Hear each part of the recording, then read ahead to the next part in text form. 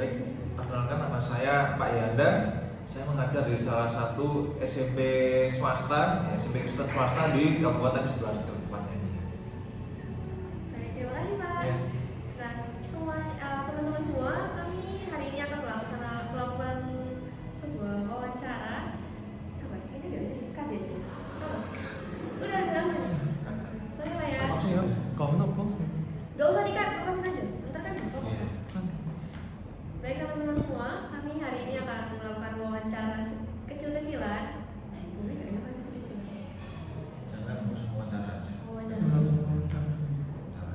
Baik teman-teman, kami akan melakukan wawancara pada hari ini. Nah, di sini kami akan mengajukan beberapa pertanyaan kepada narasumber kami. Baik Pak, yang pertama kami ingin mengetahui Bapak sudah berapa lama bekerja sebagai seorang guru?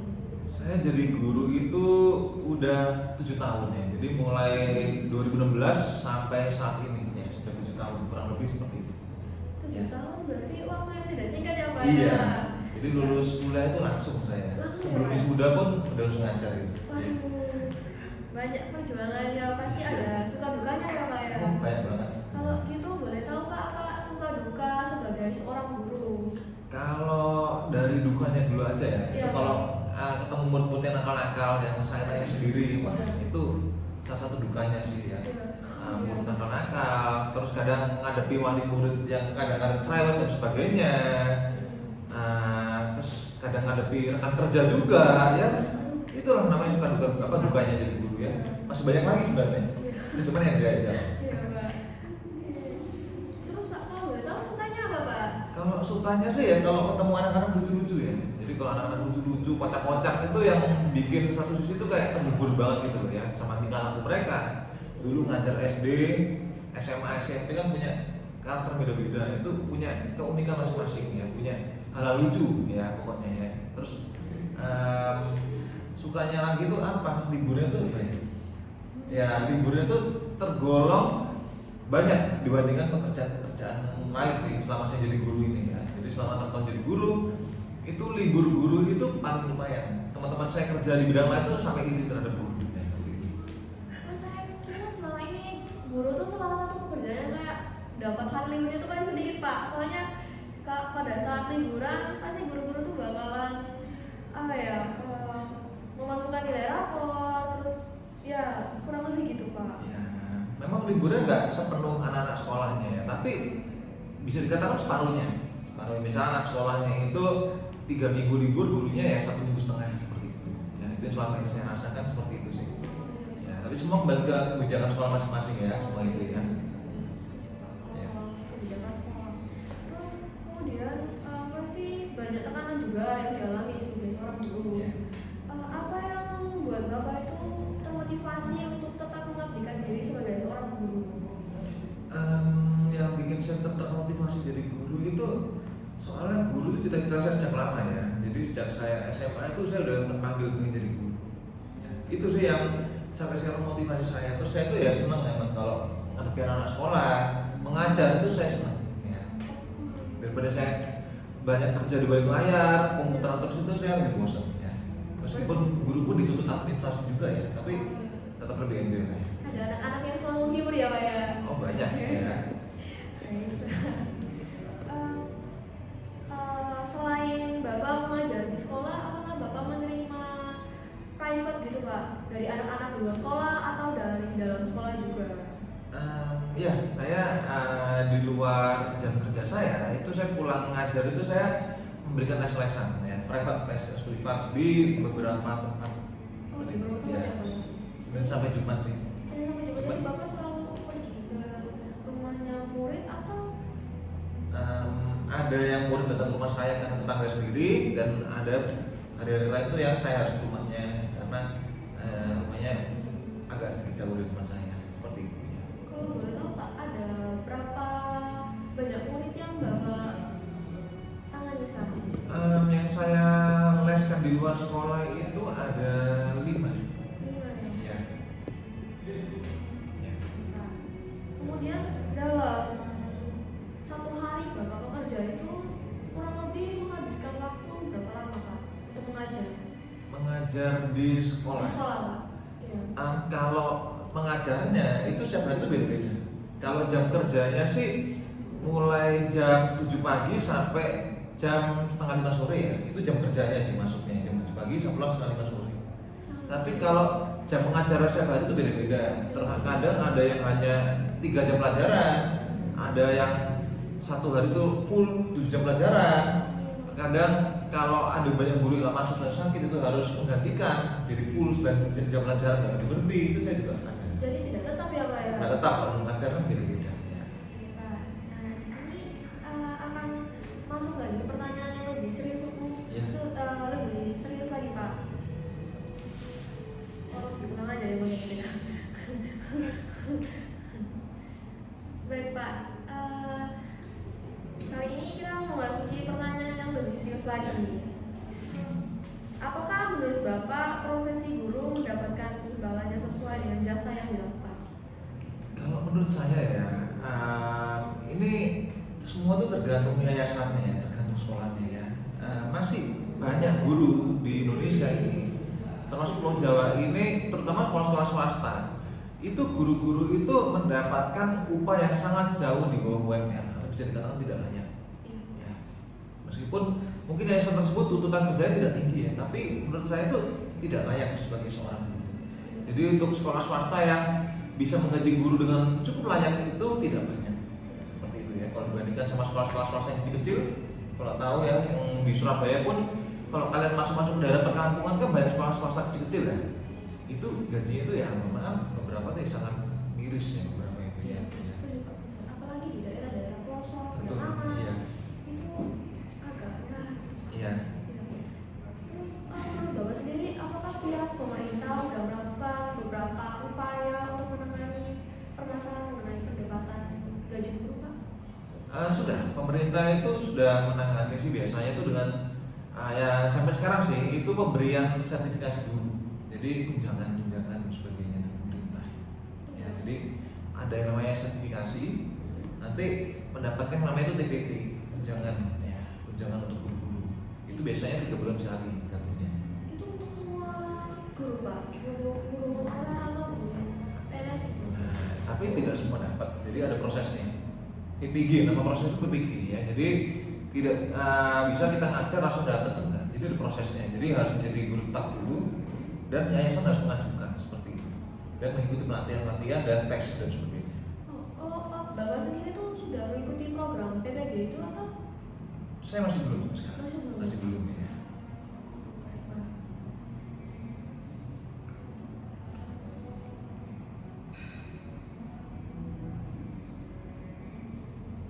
Ini berhenti. Tidak, Pak, kita lanjut. Kita di-cut gitu, Pak. Oh, iya.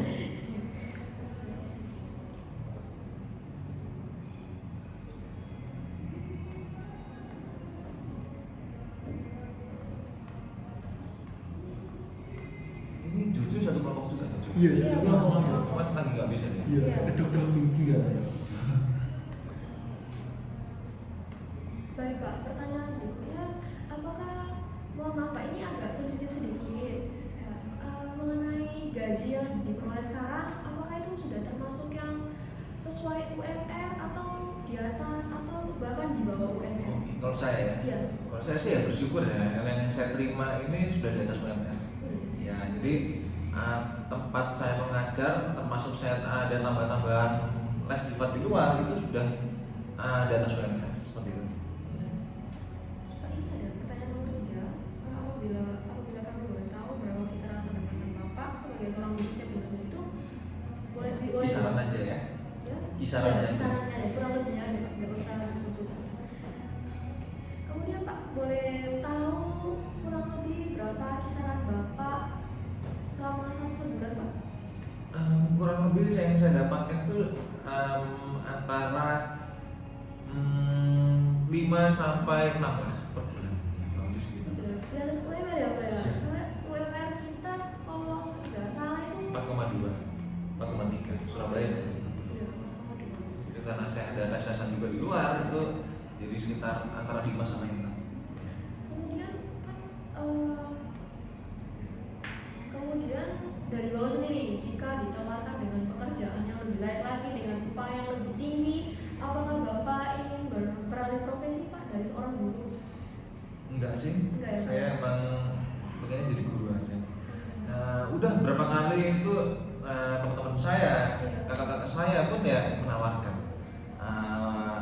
coba pekerjaan lain yang kecil lebih gede di Jakarta gitu.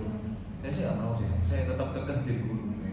Memang udah termotivasi Iya. dari awal ya Pak ya. Iya. Jadi walau ada pekerjaan lain yang gajinya lebih tinggi pun Bapak tetap kekeh sama motivasinya. Iya, tetap jadi guru aja.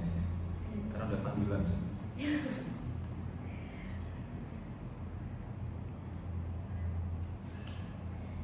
Dan pertanyaan yang terakhir Pak, apakah menurut Bapak sudah layakkah gaji seorang guru dibandingkan dengan pekerjaan lain? Ya, sekali lagi ini kembali ke sekolahnya masing-masing. Ya, masih banyak yang belum layak sih beberapa sekolah itu kalau saya nilai seperti itu ya. Jadi masih banyak beberapa sekolah itu yang menggaji gurunya kurang layak. Itu kadang memang kondisi sekolahnya sih ya, karena sekolahnya hanya sekolah kecil, perekonomian sekolahnya pun ya agak kurang mas-masan ya, jadinya hanya bisa menggaji guru rendah seperti itu. Apa sih? Soalnya kalau misalnya cerita sedikit ya Pak ya. Kalau di NTT, kalau di sekolah saya sendiri itu sekolah saya kan sekolah swasta Pak. Itu gaji per bulannya itu di bawah 3 juta. Gaji seorang guru Iya, di bawah 3 juta di bawah 3 juta. untuk ukuran NTT. Iya, ukuran NTT dan sudah termasuk salah satu sekolah favorit. Oh, sama banget. Iya Pak. Itu jadi ya mungkin ya saya setuju dengan Bapak, tergantung dari yayasannya juga. Masuk daerah tuh beda-beda ya, setiap daerah ini kan. Setiap daerah kan punya standar masing-masing ya. Kalau kita bandingkan Surabaya sama di Solo misalnya, itu kan akan berbeda jauh. Tapi kan kita bisa melihat kalau di Solo itu biaya hidupnya itu jauh lebih rendah, lebih murah di Solo gitu ya, Solo Jogja. Setuju Pak. Baik, mungkin ada tambahan apa lagi ya? Ada yang kalian ingin tanyakan? Ya, Biar- nggak apa-apa, sekalian aja, santai aja. Yuk, ngobrol apa saja. Soalnya ini cuma sekali pertemuan itu doang loh.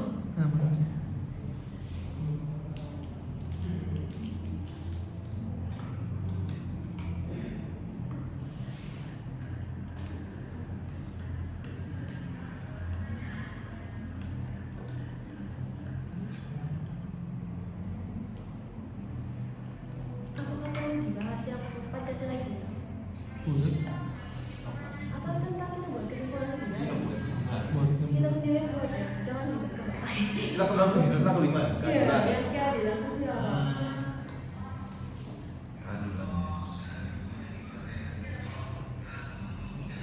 Sebenarnya ya saya sedikit masukan.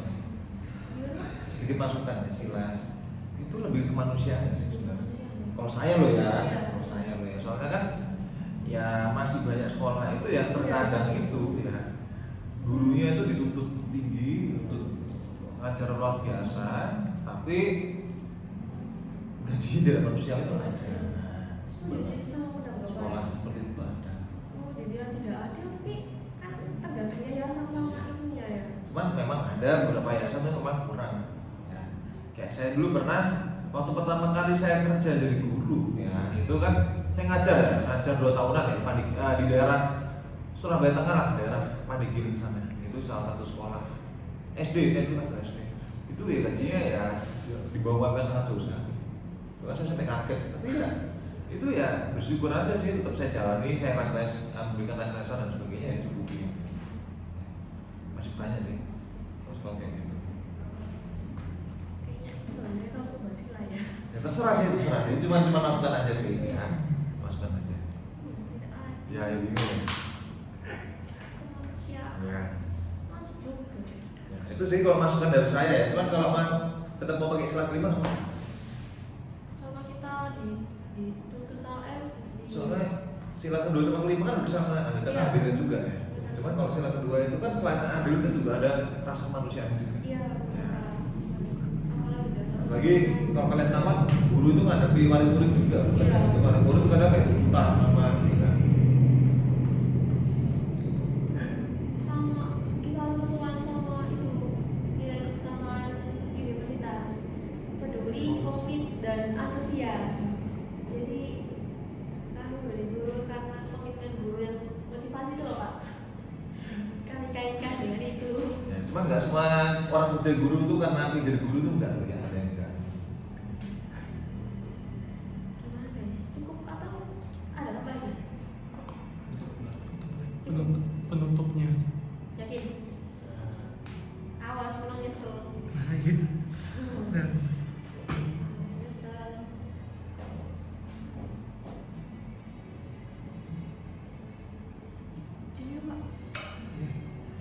Pada nggak pesan ini?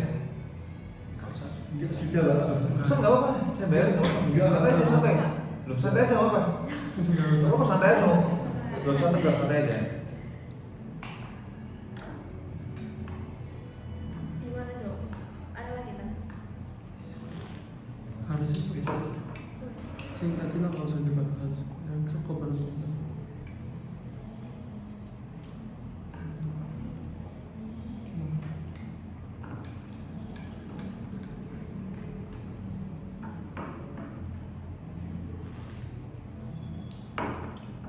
Nggak apa, tak pesan ini. Nggak usah. Ada ya, nggak apa-apa. Santai aja, santai aja nggak apa-apa. Nggak. Kalau udah ya kita berhenti ditutup ya. Gitu ya. Dan bapaknya juga bisa melanjutkan kegiatan berikutnya. Ya, penutupnya.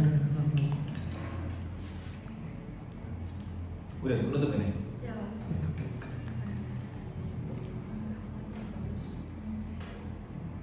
Baik Pak. Sorry Pak. Baik Pak Yanda, terima kasih banyak untuk kerjasamanya hari ini sudah mau menjadi narasumber kami. Sorry Pak. Sudah bersedia untuk menjadi. Sorry Pak. Udah bersedia untuk diwawancarai Ya, kami ya. oleh kami. Baik Pak Yanda, terima kasih banyak sudah bersedia untuk diwawancarai. Ini merupakan, aduh kok tambah. Ini merupakan berkah untuk kami atau apa? Apa? Jangan. Nggak usah, gitu aja tadi wawancara. Kayak orang ngobrol biasa aja. Diwawancarai Oleh kelompok kami. oleh kelompok kami. Gitu Terima aja. kasih atas waktunya. Sudah meluangkan Nah, waktunya. Oke. terima kasih sudah meluangkan waktu untuk Ya. Ya, Oke, silakan. oke. pikir. Baik Pak Yanda, terima kasih untuk waktunya sudah bersedia diwawancarai oleh kelompok kami. Baik teman-teman, sekian dari kelompok kami pamit. Gitu gak sih? Yes, go. Sama bos. Baik teman-teman, sekian wawancara